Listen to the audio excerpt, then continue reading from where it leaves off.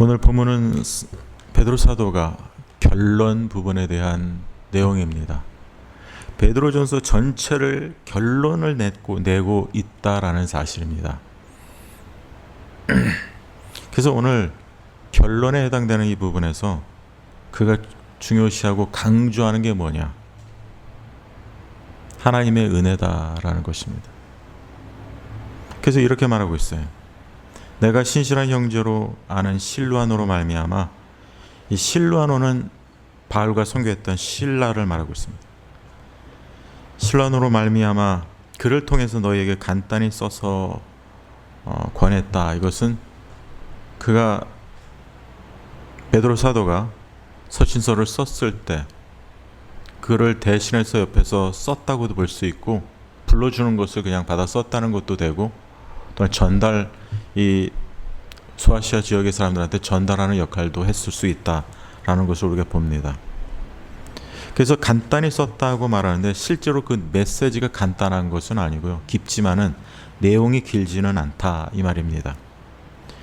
그러면서 이렇게 말합니다.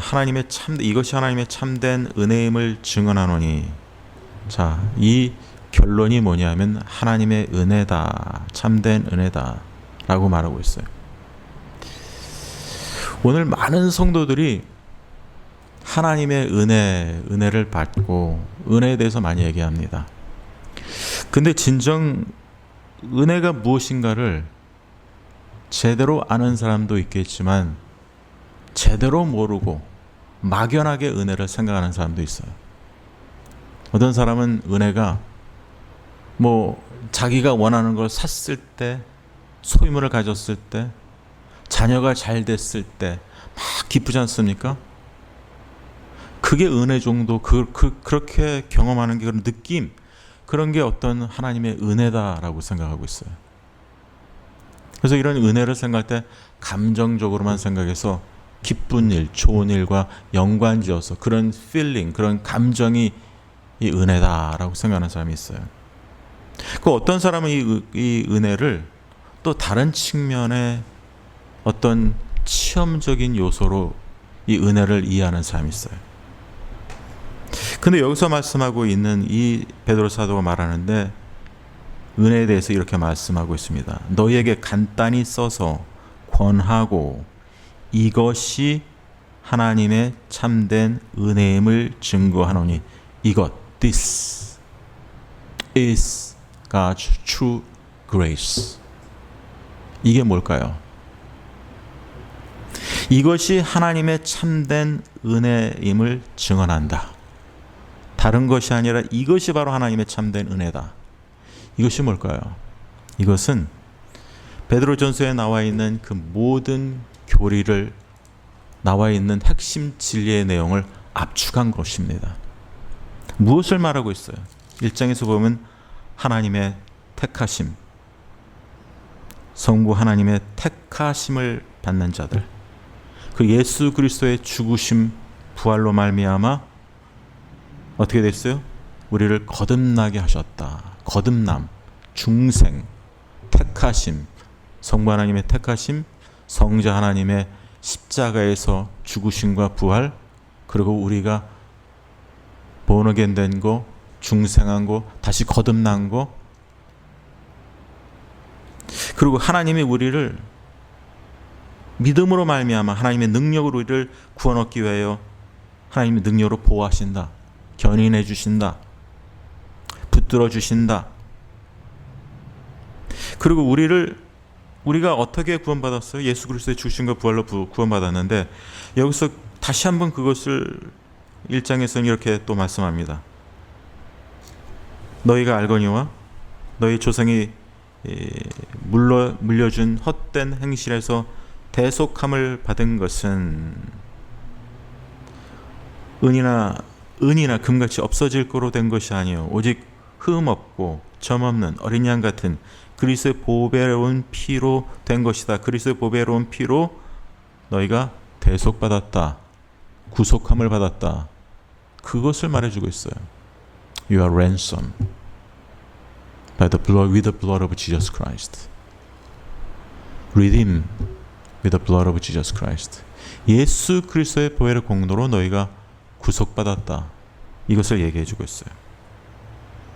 그리고 또 뭘 말해 주고 있냐면 23장에서는 보면 너희가 이건 이제 대속함을 받았다고 하고 바로 조금 있다가 너희가 거듭난 것은 그리스도의 보배로운 피로 거듭났다고 말하지 않고 썩어질 씨로 된 것이 아니요 썩지 아니할 씨로 된 것이니 살아있고 항상 있는 하나님의 말씀으로 되었느니라.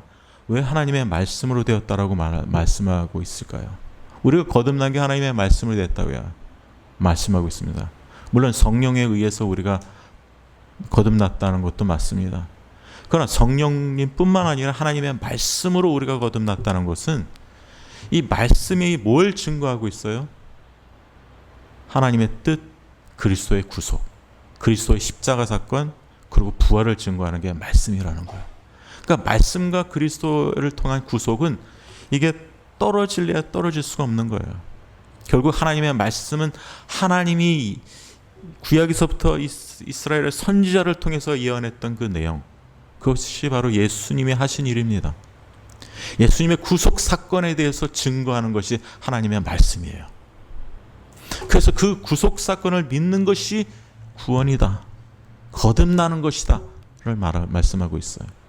그런 측면에서 여러분들 여기서 핵심 내용이, 베드로전서 핵심 내용이 우리가 소율의 문답 공부했을 때 나왔던 그 교리 있지 않습니까? 지금 그것을 다 요약하고 있는 거예요. 베드로전서라는 이 한 장에서 모든 것을 다 지금 요약하고 있어요. 근데 이 요약하는 가운데서 여러분들 생각해야 될 것이, 아까 제가 선택, 중생 얘기했죠? 거듭남 얘기했죠? 그리고 또 우리가 고난 가운데서 믿음을 지키는 성화를 우리가 2장에서도 보고 3장에서도 봤습니다. 그러니까 성화, 고난, 그리고 이제 오실 예수님 재림, 그 교회 안에서의 직분, 섬김, 이런 내용들을 다루고 있어요, 베드로전서가. 그런데 그 중에서도 특별히 강조하고 있는 것은 그리스도의 구속에 대해서, 그리스도 안에 있는 구속에 대해서, 그것이 구원의 근거가 되기 때문에 그렇게 중요시 다루고 있는 거예요. 그래서 이것을 보면서 이것이 이 서신서에서 다루는 이 모든 내용, 중생, 칭의, 성화, 고난, 그리스도의 재림, 이 등등의 이런 모든 것이, 이것이 하나님의 참된 은혜라는 거예요. 그러니까 그 다시 말씀드려서 복음의 핵심 내용이 하나님의 참된 은혜다. This is God's true grace. 복음이, 가스펠이, 하나님의 말씀이 참된 은혜라는 거예요. 여러분, 이것을 우리가 인식할 때 말씀으로부터 나오는 은혜가 그리스도의 구속의 은혜와 똑같다라는 것입니다. 여러분, 이 복음을 그래서 우리가 읽을 때, 이 구속, 구원을 우리가 바로 이해하고 믿을 때, 여러분, 이것이 거기에서 우리의 하나님으로부터 받는 은혜가 있어요. 왠지 아세요? 우리가 하나님을 믿고 예수님의 그 구속을 믿는다는 것은 우리의 자의로 믿는 게 아니에요. 우리가 노력해서 믿는 게 아니에요. 하나님의 전적인 은혜로 말미암아, 그 은혜의 역사로 말미암아 우리가 거듭나고 예수님을 믿게 되는 거예요. 하나님의 은혜의 역사 없이는 우리가 믿고 싶어도 믿지 못합니다. 그래서 세상에 있는 사람들, 교회 나가서 수많은 믿지 않는 사람들, 잘난 사람, 똑똑한 사람들 다 믿지 못해요. 그냥 자기가 노력해도, 믿어보려고 해도 믿어지지가 않는 거 어떻게 하겠어요? 여러분, 인도의 그 마하마트 간디라는 사람이 있지 않습니까? 비폭력주의자라고 하는 사람은 맨 처음에 그 사람이 영국에서 공부를 한 사람이에요. 그래서 변호사가 된 사람이에요. 근데 그 사람은 예수님을 잘 믿어보려고 하다가, 시도하다가 산상보훈이 있다가 못 믿겠다는 거예요. 자기는 못 믿겠다는 거예요. 믿어지지가 않는다는 거예요. 믿고 싶은데 그냥 선한 사람으로는 자기가 알고는 있지만 예수님을 믿을 수가 없다는 거예요. 그래서 마하마트 간디는 예수님을 믿지 못했어요. 그냥 선인으로만 알고 있는 거죠. 4대 성자 정도로만 인식했던 것이죠. 근데 여기서 말씀하고 있는 이것은, 복음의 핵심 내용이 바로 하나님의 참된 은혜다. 여러분, 이것이 구원의 은혜입니다. 여러분, 이 구원의 핵심 내용을 우리가 너무 쉽게 생각해요. 그래서 나 예수 믿었는데 예수 믿었는데, 근데 어떤 현상이 일어나냐면, 나 예수 믿었는데 나는 왜 은혜를 못 받지? 내 은혜를 왜 모르지? 이런 은혜가 왜 나한테 없지? 하니까 그 다음에 이제 어떻게 되냐면, 예수님 믿는 것 따로, 성경 읽는 것 따로 하고 다른 체험을 자꾸만 하려고 해요. 신비스러운 체험, 하나님의 신비스러운 음성을 듣고 싶어하고, 여러 가지 은사를 경험하고 싶어하고, 여러 가지 체험을 동경합니다. 그렇게 되면 어떻게 되냐면, 말씀의 그런 핵심 내용에서부터 떠나갑니다. 별로 관심이 없어요, 성경은. 그리고 자꾸만 그런 체험을 동경하고 체험 속에서 받는 은혜를 사모합니다. 성경이 말씀하고 있는 말씀의 핵심 내용이 그것이 은혜라고 하는데, 그 핵심 내용은 그리스도의 구속으로 말미암는 은혜는 별 관심이 없고, 다른 신비적인 체험을 해서 그쪽으로 비껴나갑니다. 제가 어떻게 아냐고요? 제가 해봤으니까 알아요. 누구보다도 신비적인 체험을 구했고, 누구보다도 여러 가지 체험과 은사와 이런 것들을 많이 경험했기 때문에 그런 말씀 중심의 핵심 내용에서 떠났었던 적이 예전에 있었기 때문에 너무 잘 알아요. 저는 그런 쪽에서 심취했던 사람이었습니다. 저희 아내가 저의 그 증인이죠. 얼마나 그런 신비적인 체험과 은사를 사모하고 갈구했던 사람이었는지. 그렇게 되니까 말씀에서 오는 은혜를 모르는 거예요. 말씀이 하나님의 능력이요, 말씀이 하나님의 은혜라는 것을 잡지를 못하는 거예요. 이런 말씀해도 우리 성도님들은, 제가 수십 년 동안 그렇게 해왔기 때문에 여러분들도 수십 년 동안 저처럼 그런 신앙을 추구하다가 나중에 깨닫지 않으시기를 바랍니다. 저같이 되지 마세요.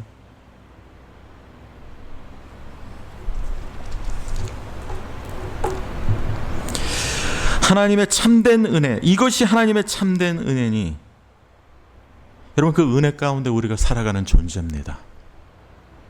그게 우리예요. 은혜로 우리가 거듭났고, 우리가 은혜로 은혜가 먼저 옵니다. 그래서 하나님 우리에게 주신 것이 믿음이에요. 그래서 에베소 2장 8절 9절, 너희가 은혜로 인하여, 하나님의 은혜로 인하여 믿음으로 말미암아 너희가 구원을 얻었나니 라고 할 때, 믿음이라는 것은 하나님이 우리를 구원하시기 위한 통로입니다. 그래서 영어나 헬라 성경에 It is by grace through faith, through faith, 믿음을 통해서 너희가 구원을 받았다는 거예요. 하나님의 은혜가 먼저 오고, 그 믿음이 우리에게, 그 하나님의 은혜가 우리에게 믿음을 주십니다. 그래서 우리가 믿음으로 말미암아 우리가 구원받게 하신다라는 사실입니다. 여러분, 이것이 저는 너무나도 안타까워요. 저는 이런 교리적인 것이 은혜가 되는 줄을 몰랐어요. 사실 몰랐어요. 신학을 해도. 이 중요한 핵심 교리를 온전히 깨닫는 것이 은혜가 되는 걸 몰랐어요. 은사 체험하고 신비 체험하고 하나님의 음성을 들을 때 그런 쪽으로 저는 많이 치우쳤던 사람이었어요. 그래서 그 말씀으로 오는 은혜를 제대로 몰랐어요. 그러나 하나님의 교리적인 그 말씀 내용을 알면 알수록 그 은혜가 더 풍성해진다는 것을 깨닫고 난 다음에 그 모든 신비 체험하는 거, 추구한 거, 은사 체험하는 걸 다 하루아침에 다 멈춰버렸어요.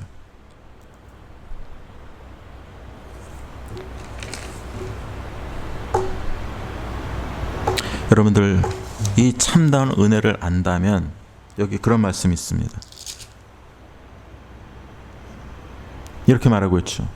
너희는 이 은혜에 굳게 서라.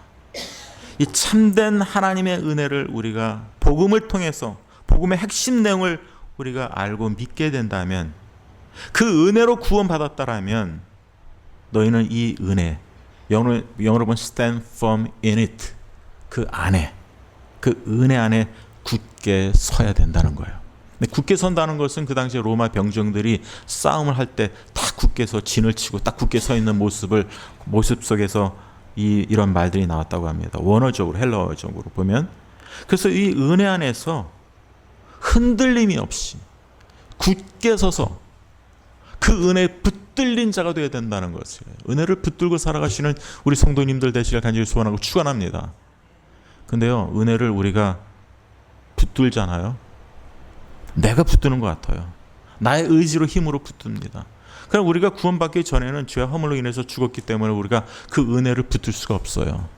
그러나 구원받은 이후에는 그 은혜를 붙들 수가 있습니다. 그러나 우리가 그 은혜를 붙들어도 나의 힘과 의지로만 붙드는 건 아니에요. 하나님의 돕는 은혜의 역사가 있기 때문에 우리로 하여금 그의 은혜를 붙들 수 있게 하신다는 거예요. 그러니까 엄밀히 말해서 우리가 그의 은혜를 붙드는 게 아니라 그의 은혜에 붙들린 바 된 것을 쫓아가는 거예요. 그것이 사도 바울이 빌립보에서 그렇게 표현하고 있습니다. 자기가 붙들린 바 된 것을 쫓아가노라. 사실 우리가 은혜로 붙들린 바 된 것을 쫓아가는 것이 크리스찬의 삶이에요. 그 안에 굳건히 서서 나가는 삶입니다. 타협하지 아니하고. 그래서 여기서 보면 우리가 이전 시간에 보면 이런 말씀이 있어요. 10절 모든 은혜 하나님 곧 그리스도 안에서 너희를 부르사 자기의 영원한 영광에 들어가게 하시니가 잠깐 고난을 당한 너희를 친히 온전하게 하시며 굳건하게 하시며 강하게 하시며 털을 견고하게 하시리라. 다 비슷비슷한 내용이에요. 굳건하게 해주신다는 거예요. 온전하게 하시고 굳건하게 10절입니다. 강하게 하시며 견고하게 하셔서 흔들림이 없는 자가 되게 한다는 거예요. 구원받은 자가. 누가요? 하나님이 그렇게 하시는 거예요. 하나님이 부르실 때 그리스도 안에서 너희를 부르사, 하나님 은혜, 하나님이 그렇게 우리 성도님들을 온전하게 하고 굳건하고 견고케 하고 강하게 하고, 그리고 그 은혜 안에서 굳건하게 세워주신다는 거예요. 굳건하게 서게 하신다는 거예요. 이것이 하나님의 은혜입니다. 하나님의 은혜의 역사예요. 하나님의 은혜로 말미암아 구원받은 사람, 이것이 진정한 하나님의 참된 은혜라는 것을 아는 사람은 이 은혜에 붙어 있는 거예요. 여러분들 신앙생활이라는 것은 그 하나님의 은혜에 붙들림 받아서 붙어 있는 삶, 그 삶을 이루기 위해서 우리가 순종하며 살아가는 것이 신앙생활이에요. 우리가 뭔가를 할 수 있다라고 생각하는 것 자체가 하나님 앞에서는 교만입니다. 겸손히 하나님 베풀어 주신 그 은혜의 삶 가운데 우리는 흔들림이 없이 하나님이 우리를 굳건하고 견고하고 강하게 하신다니까, 그럼 어떻게 살아가게 돼요? 우리가 아무것도 하지 말아야 될까요? 하나님이 나를 굳건하고 강건하게 하시니까 나는 아무것도 할 필요 없어. 나는 순종할 필요도 없어. 그게 아니지 않습니까? 여러분, 그래서 복음을 잘 이해하셔야 돼요. 복음이라는 것은 어떤 것이 복음인가? 그리스도 안에 있는 구속, 속량을 믿는 것이 믿음이요 복음입니다. 그것이 에베소서에서 누누이 강조됐던 말씀이고, 제가 예전에도 한번 강의할 때 성경 공부 때도 말씀드린 적이 있었죠. 그것이 하나님의 마스터 플랜이에요. 계획이세요. 그 기쁘신 뜻대로 우리를 예정하사 예수 그리스도로 말미암아 자기의 아들들이 되게 하셨으니, 그러니까 예수 그리스도를 통해서 우리를 하나님의 아들 구원하시겠다는 거예요. 예수님을 통해서. 근데 그 예수님을 통해서 구원하신다는 게 뭐냐? 우리는 그리스도 안에 있는 그의 은혜의 풍성함을 따라, 은혜가 나오죠. 그리스도 안에서 그의 속량으로 말미암아, 이런 뜻이에요. 그의 은혜로 풍성함을 따라 그의 피로 말미암아 속량을 받았다. 속량 곧 죄의 사함을 받았느니라. 그래서 우리가 예수 그리스도의 피로 말미암아 구속을 받았어요. 그 구속을 받았다는 것은 죄로부터 우리가 자유케 함을 받았고 그 죄 속박으로부터 우리를 풀어주셔서 하나님의 자녀로 살아갈 수 있게 해주셨다라는 소식이죠. 그래서 왜냐? 예수 그리스도가 그의 피로 우리의 죄값을 다 지불하셨기 때문에. 그래서 우리가 죄의 사함을 받았습니다. 자, 그렇다면 종종 그런 질문을 제가 받는 경우가 있어요. 여기 있는 성도님들이 아니라 예전에 목회할 때 50대, 아마 그분이 지금 한 50대 중반 후반쯤 됐을 거예요. 그 어떤 여자 성도님이 저한테 그런 질문을 했어요. 예수 그리스도가 십자가에 못 박혀 죽으셔서 돌아가셔서 우리의 죄를 용서하셨다면 왜 우리가 또 용서를 구하고 왜 회개를 해야 됩니까? 그렇지 않습니까? 예수님이 우리 죄를 위해서 돌아가셨다면, 여러분의 죄를 용서해 주셨다면 왜 우리가 용서를 구해야 되고 왜 회개해야 되느냐는 거예요. 그러니까 이것은 한 가지는 알고 두 가지를 몰랐기 때문에 성경을 잘 이해하지 못하셨던 분이었어요. 근데 왜 그러냐면 예수님이 십자가에서 우리의 죄를 위해서 용서해 주셨다는 것은 우리의 신분에 관련된 거예요. 그러니까 하나님과의 관계성을 말하고 있어요. 하나님의 관계 속에서 우리는 하나님과 자녀라는 그 영원한 관계. 그러니까 이것은 죄를 짓는다고, 한 번 용서함을 받은 자는 죄를 짓는다고 우리의 구원을 잃어버리는 거 아니에요. 그러니까 우리는 하나님의 은혜로 용서함을 받은 자예요. 그의 피로 말미암아 예수 그리스도 화목하게 되어서 우리 죄 용서함을 받았어요. 자, 죄 용서함을 받았다는 것은 우리가 죄가 없는 자가 됐다는 게 아니에요.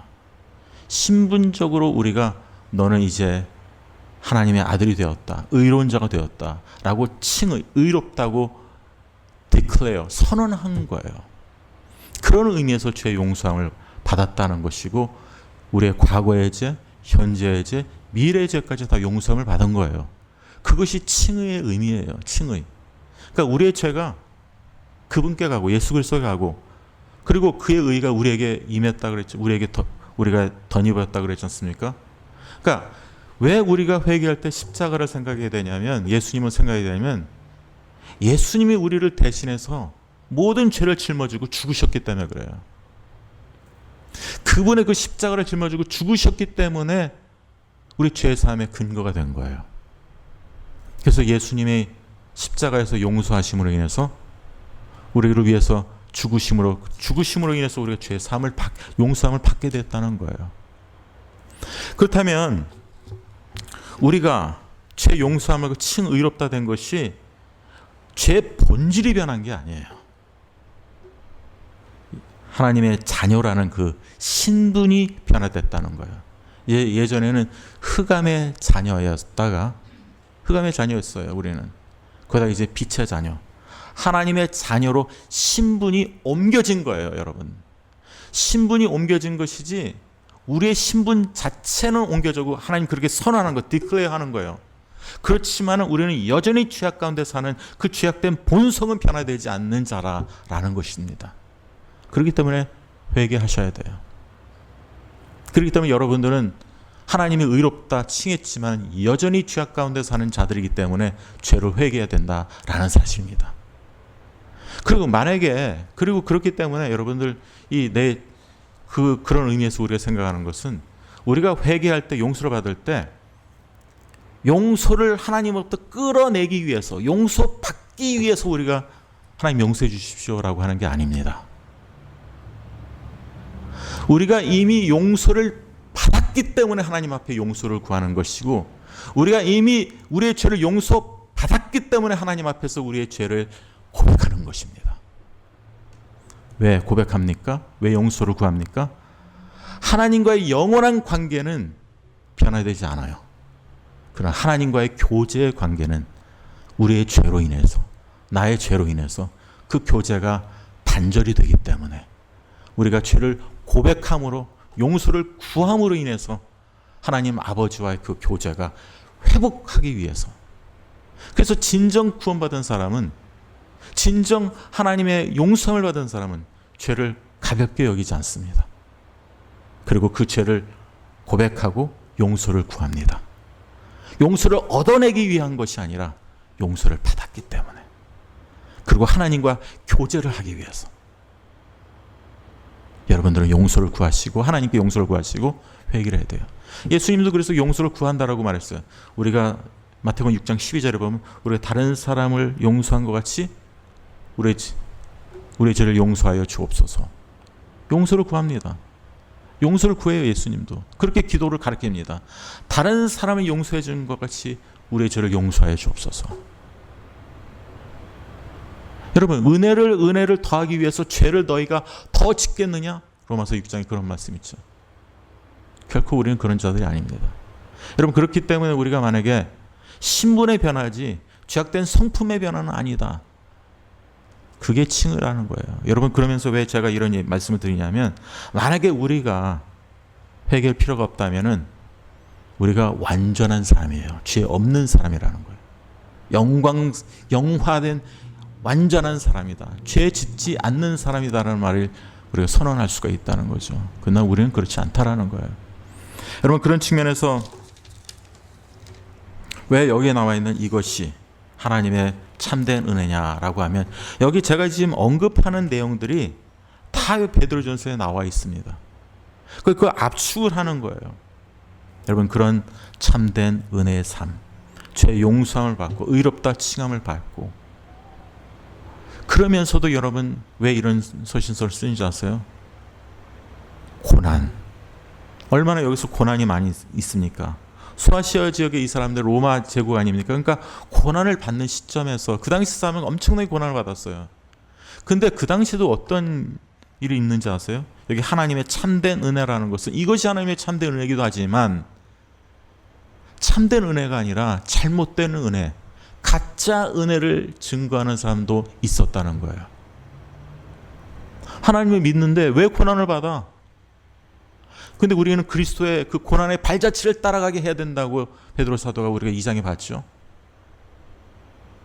예수 믿는다는 것은 그리스도의 그 고난의 발자취를 쫓아가는 것이 우리의 삶입니다. 그러다가 고난을 쫓아가다가 어떻게 돼요? 현재 고난은 장차 나타날 영광과 조기 비교할 수 없도다. 영광은 지금 아닙니다. 영광은 나중에 하나님 앞에 섰을 때, 그리스도가 재림하실 때, 그때 우리는 찬란한 영광 가운데 변화되고 하나님께 칭찬과 존귀와 영광을 받게 될 것입니다. 그것이 크리스천의 삶이에요. 그래서 우리가 이 땅을 살아갈 때는 그 죄와 싸우고 죄를 이기기 위해서 우리가 기도하고 회개하고 이런 순종의 삶이, 그게 뭐라고 해요? 성화입니다. Sanctification, Sanctify Life. 그 삶이 구원의 삶이에요. 여러분, 이것이 바로 참된 은혜이기 때문에 거짓 은혜가 아닌 그런 잘못된 은혜에 비교해서 왜곡된 은혜가 아닌, It's not the distorted God's grace, but the true grace of God. This is a true grace of God. 이것이 하나님의 참된 은혜라는 것. 이런 진리의 말씀을 이해하고 믿는 것 그 자체가 참된 은혜의 사건이고, 그것을 믿을 때 하나님의 은혜가 부어진다는 것을 말해주고 있는 거예요. 그리고 그것을 믿을 때 하나님의 은혜로 믿음을 통해서 우리가 구원받는 거예요.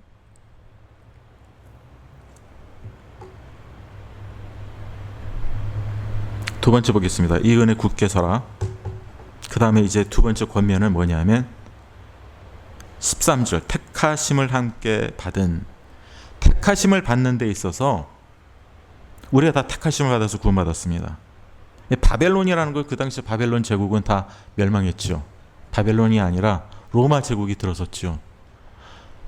바벨론 제국 로마 제국 이전에는 어떤 제국이었죠? 그릭 엠파이어, 그리스 제국이죠. 헬라 제국.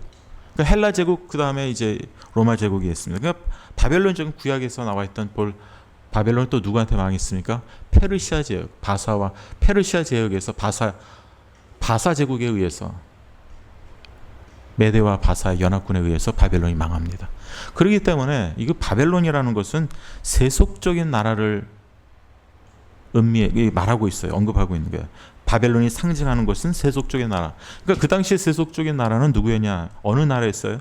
로마입니다. 그러니까 바벨론은 로마를 상징하고 있다라고, 제 말이 아니라 모든 신학자들이 공통적으로 말하고 있습니다.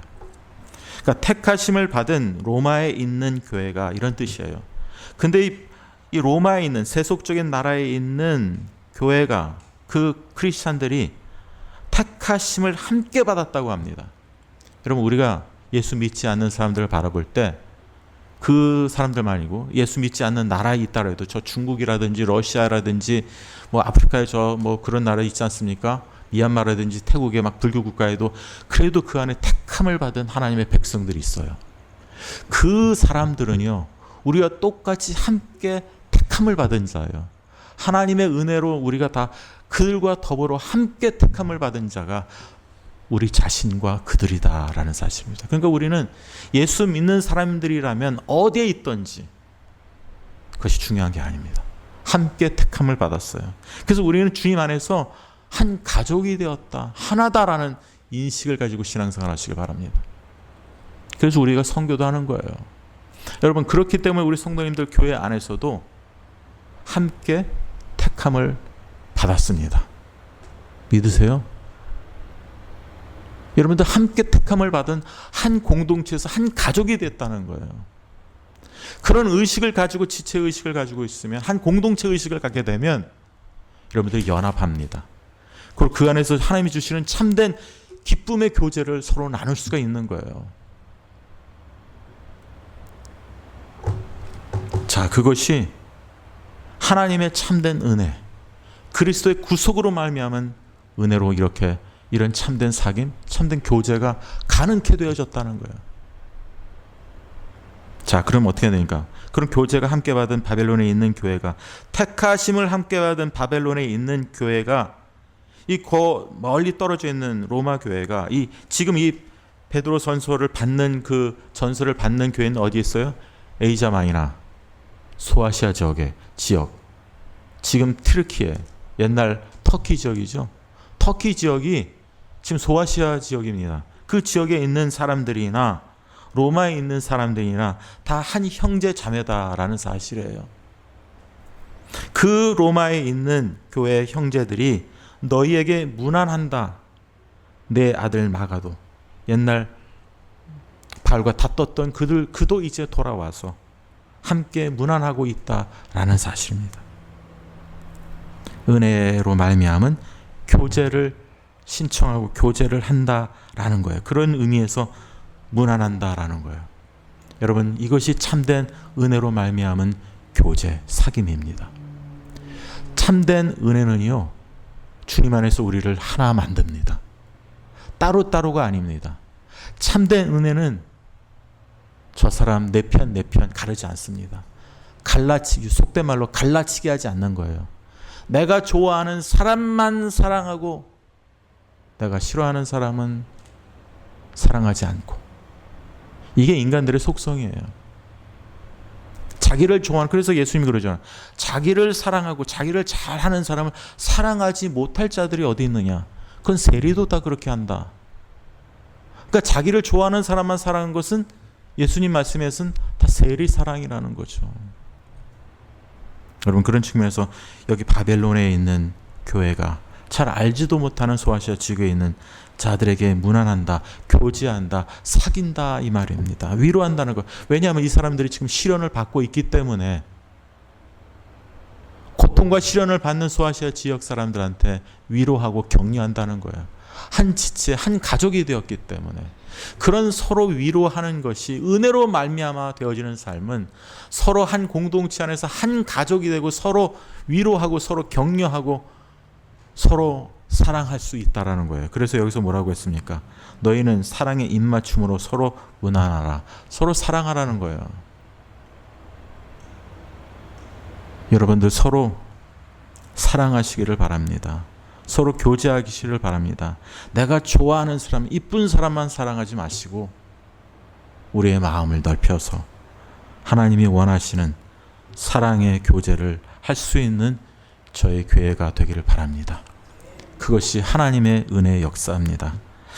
세 번째, 베드로 사도는 그리스도 안에 있는 너희 모든 이에게 마지막으로 평강이 있을지어다 라고 말합니다. 평강은 샬롬이죠. 근데 이스라엘 사람들은 지금도 만나면 뭐라고 하냐면 샬롬, 평강 있을지어다 말합니다. 그러나 그들은 예수 그리스도를 믿지 않기 때문에 이 성경에서 말하는 참된 샬롬의 의미를 모릅니다. 여러분, 누가 평강을 가지고 있습니까? 여러분, 우리는 다 하나님과 평강의 관계, 화목의 관계를 가지고 있었던 사람들이 아니라 하나님과 적대적인 관계를 가지고 있었던 사람입니다. 죄로 인해서. 그래서 로마서 10장, 제가 누누이 말씀드리죠. 곧 우리가 원수 되었을 때, 왜 우리가 하나님과 원수 됐습니까? 우리 죄로 인해서 원수 되었다는 거예요. 곧 우리가 원수 되었을 때 그의 아들의 죽으심으로 말미암아, 예수 그리스도의 십자가에서 죽으심으로 말미암아 하나님과 화목하게 되었은즉, 어떻게 화목됐어요? 예수 그리스도의 죽으심을 통해서, 그의 십자가에서 죽으심을 통해서 우리가 하나님과 화평한 관계, 화목한 관계가 되었다는 거예요. 예전에는 화목하지 않았어요. 근데 예수님이 우리를 위해서 모든 죄를 짊어주시고 우리 죄를 담당하고 우리 죄를 위해서 대신 형벌을 받으셨어요. 그래서 우리가 하나님과 화목하게 되었다는 거예요. 화목하게 된 자로서 더욱 그의 살아나심으로 부활로 말미암아 구원을 받을 것이라. 이것을 믿으면 구원을 받을 것이다, 이 말이에요. 여러분, 그렇기 때문에 이 화목, 예수 그리스도의 죽으심으로 말미암아 화목으로 말미암아 되어진 것이 하나님이 그리스도 안에 있는 속량으로, 여기 14절에 나오죠. 그리스도 안에 있는, 여기 그리스도 안에 있는 무엇이 있어요? 그의 속량으로 말미암아 너희 이런 의미가 있습니다. 너희 모든 이에게 평강이 있을지어다. 왜냐하면 그리스도의 속량함으로, 구속으로 말미암아 십자가 죽으심으로 화목하게 하셨기 때문에 우리 모두에게 하나님이 주시는 평강을 허락하신다는 거예요. 죄로부터 구원받은 자가, 하나님과 화목할 수가 없었던 자가 화목하게 됐을 때 우리가 참으로 누리는 것은 그 평강이 우리를 주장하게 한다는 거예요. 여러분, 이 평강은요, 세상 사람들이 모르는 평강입니다. 세상 사람은 돈이 있을 때 평강을 얻습니다. 세상 사람들은 좋은 차를 샀을 때 평강을 얻습니다. 세상 사람들은 좋은 집을 샀을 때 평강을 얻습니다. 세상 사람들은 좋은 옷을, 금속을, 보석 이런 것들을 샀을 때 평강을 얻습니다. 기뻐합니다. 그러나 그런 평강이 아닙니다. 예수 그리스도의 죽으심으로 말미암은 평강, 이 평강이 우리 성도님들에게 있기를 간절히 소원하고 축원합니다. 그래서 뭐라 그랬어요? 1장에 보면요, 이런 말씀이 있어요. 그리스도의 핏부심을 얻기 위하여 택하심을 받은 자들에게 편지하노니 은혜와 평강이 너에게 더욱 많을지어다. 초반부터 은혜와 평강을 기원했고 끝날 때도 또한 평강이 있을 때 은혜 얘기했죠. 12절에서는 은혜와 평강을 다시 한번 부각시키며 다시 한번 은혜와 평강이 너희에게 있어야 된다는 거예요. 평강은 은혜로 말미암아 구속받은 것을 믿는 자들에게, 구원받은 자들에게 주시는 것이 여러분 평강이에요. 더 많은 사람이 받는 게 평강이 아니에요. 그래도 더 많은 사람들이 나쁘다고 얘기하는 거 아닙니다. 더 많은 사람도 믿음에 부여할 수 있어요. 주님을 위해서 헌신하면 더 많은 사람도 믿음이 있을 수 있습니다. 가능합니다. 그러나 이 세상에 있는 물질 소유와 명예 소유와 권력과 이런 것 관계없이, 보여지는 이 모든 보여지는 것과 관계없이 바로 예수 그리스도로 말미암은 이 평강이 우리들을 주장하게 해야 된다는 거예요. 그럴 때 우리는 비로소 평강으로 우리는 교제할 수 있는 거예요. 그 평강을 가지고 있는 사람들은 다른 사람을 또 화평케 합니다. 산상수훈에 말했죠. 화평케 하는 자가 복이 있나니. 여러분, 화목하게 된 자, 평강이 있는 자는 다른 사람을 또한 화평케 합니다. 그 사람도 화평케 하고 그 사람도 평강을 가질 수 있도록 살아간다는 거예요. 그런 아름다운 삶을 살아가신 우리 모든 성도님들 되시길 간절히 소원하고 축원합니다.